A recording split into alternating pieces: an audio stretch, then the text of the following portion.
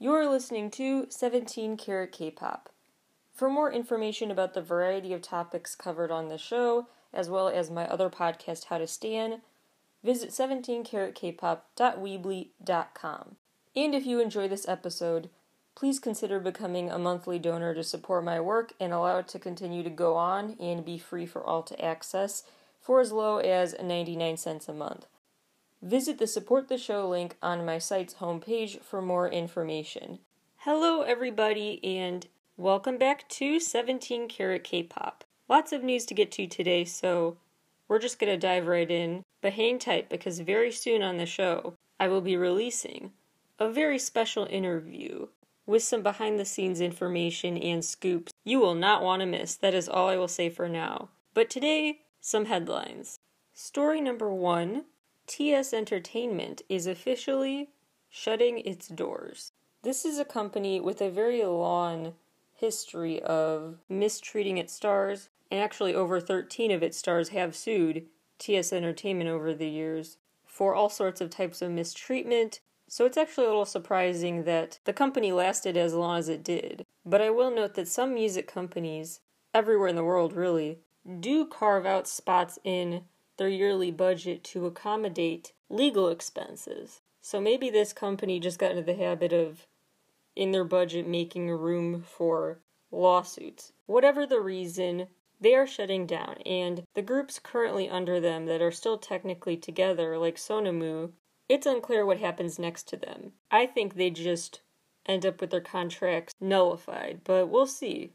TS Entertainment was home to the girl group Secret as well as the boy band BAP.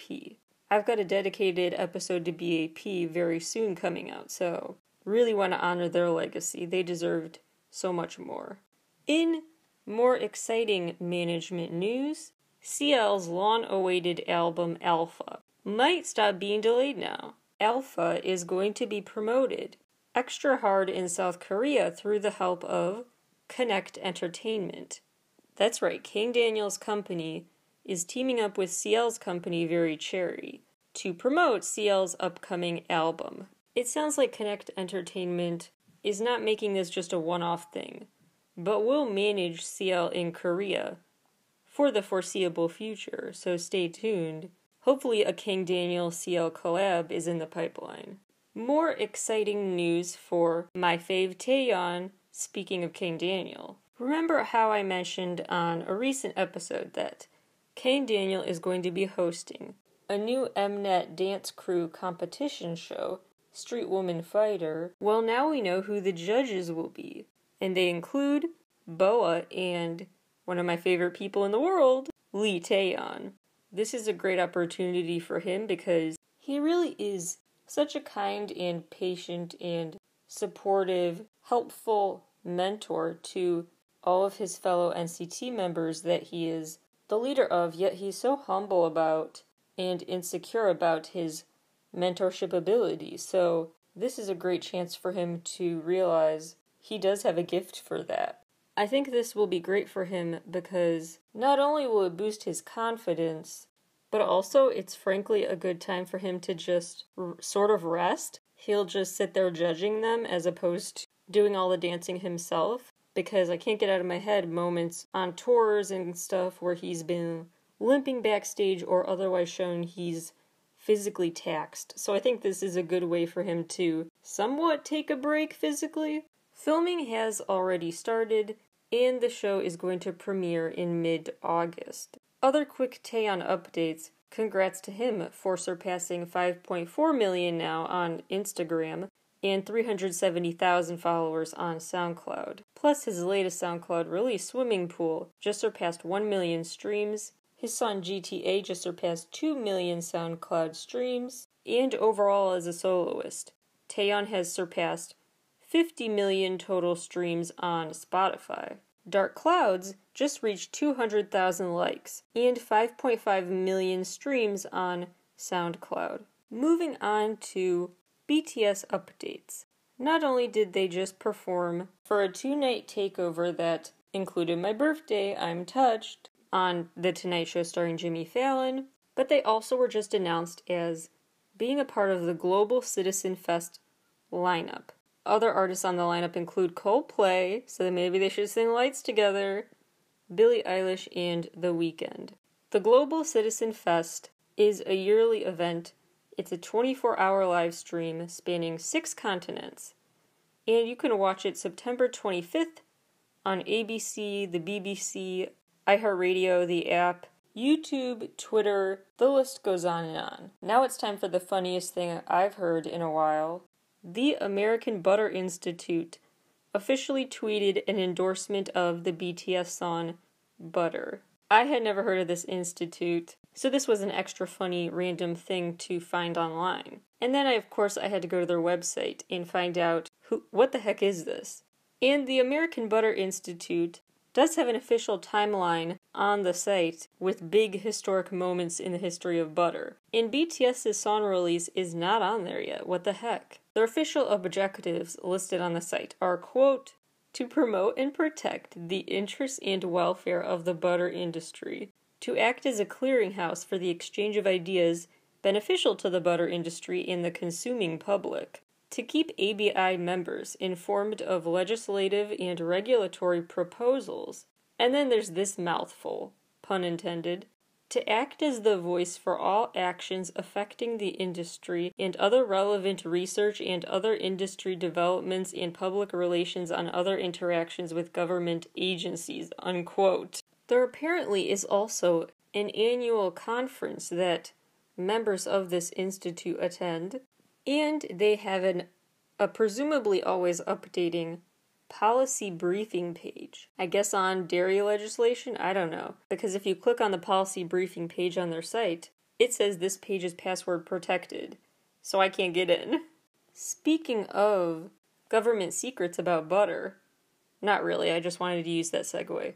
Please note how the BTS song Permission to Dance is an anagram of Stories on Pandemic. It just blew my mind to find out if you mix up the letters in Permission to Dance, their new song is Stories on Pandemic.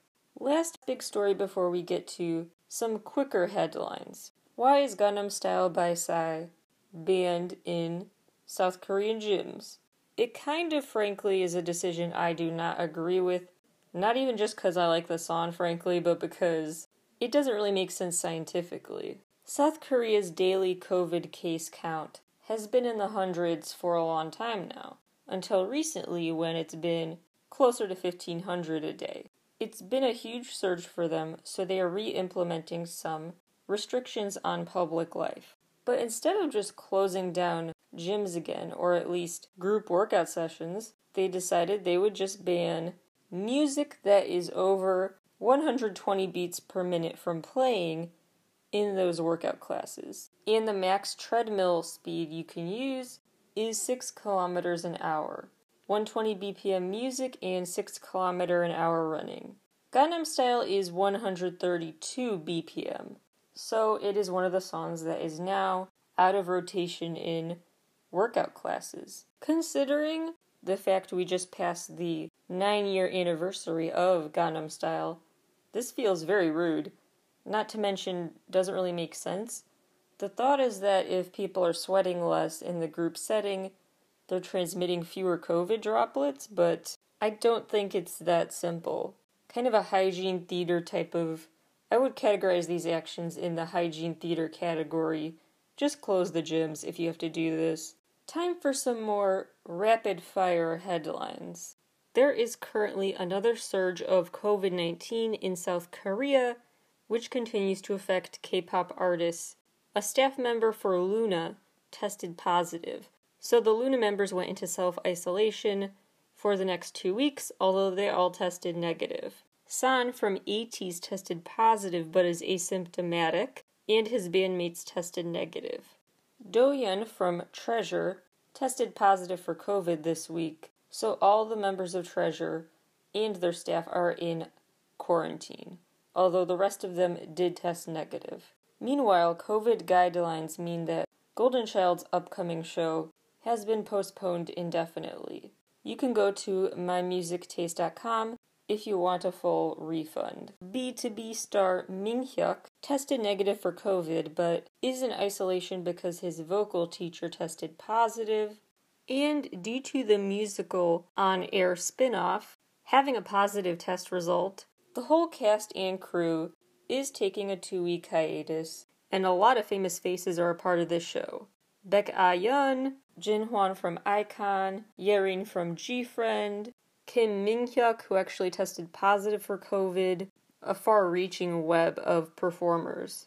In other sad news, Super Junior's Hee-chul and Momo from Twice have been confirmed to have broken up. Their busy schedules were cited as the reason, so there are no hard feelings. They mutually just decided it'd be better if they stayed friends. My first reaction to this news was disappointment because I thought they were cute together. My second reaction was just intrigue, because isn't it interesting how much K-pop companies try so hard to keep the dating lives of their stars hush-hush, yet when the news breaks like this, when the secret gets out, it doesn't seem to have an effect that they seem so worried would happen. I mean, Twice's career did not get affected whatsoever by the fact that Momo was not single anymore. I personally kind of forgot they were dating. I didn't really think about it that often. They don't post PDA pictures together. It just slips your mind. I mean, I kept forgetting that Jihyo and Kane Daniel were dating because you never see it. It's like a preemptive addressing of an issue that never really came up or distracted from their careers like they feared. Anyway, Shonu from Monsta X is enlisting in the military July 22nd.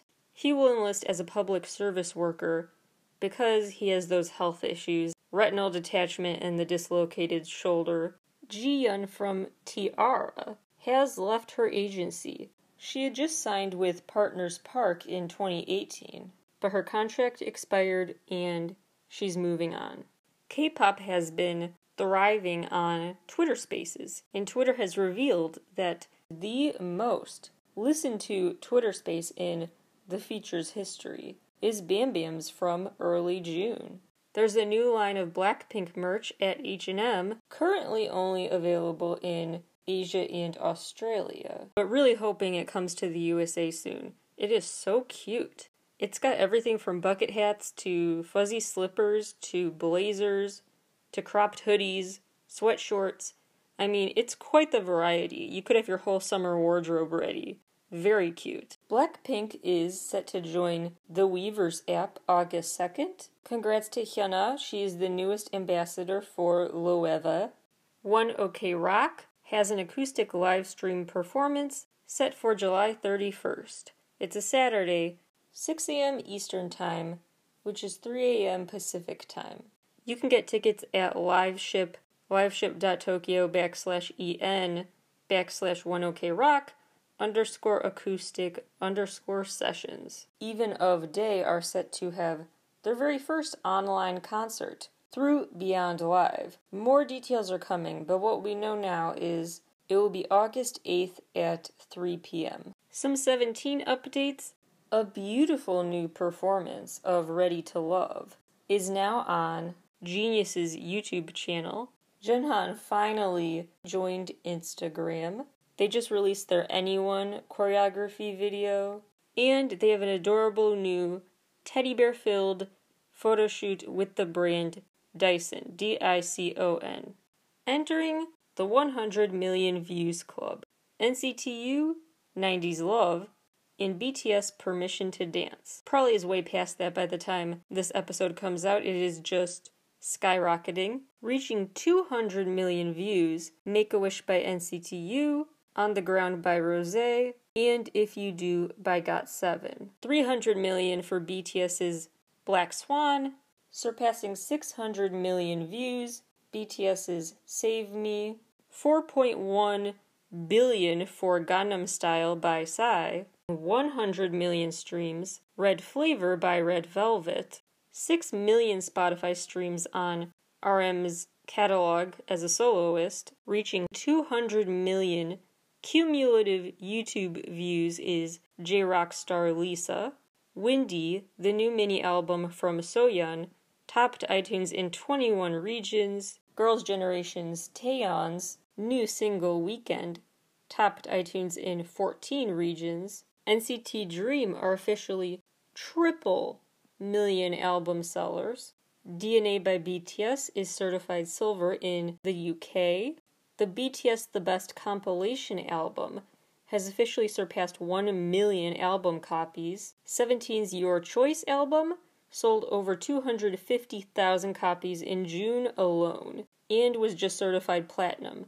Taeil from NCT just broke a Guinness World Record for reaching 1 million Instagram followers in the fastest amount of time. It took him just 1 hour and 45 minutes to reach 1 million followers, and it happened on my birthday, no less. SF9 nearly doubled their first week album sales record for Teardrop, with over 143,900 copies. Chani from SF9 is leaving his Music Core hosting gig after 2.5 years. BTS's new single, Permission to Dance, topped iTunes in 92 regions. And lastly, big congrats are in order for TXT, who are officially the fastest Korean artist in Billboard chart history to appear on the Pop Airplay chart. They reached number 40 for Magic, and they are also only the 5th K-pop group to ever enter that chart. Before I let you go, a new action item for you this week. I highly recommend one of the latest podcast episodes of The Daily, where they break down what is happening in Cuba, what the protests are all about, and what you need to know to stay informed about the essential context to understand the current situation. That wraps up today's show. Stay tuned for that interview, and in the meantime, please consider rating and reviewing the show on Apple Podcasts. Would really help with my show's visibility. Thank you all for listening, and I will talk to you all again very, very soon.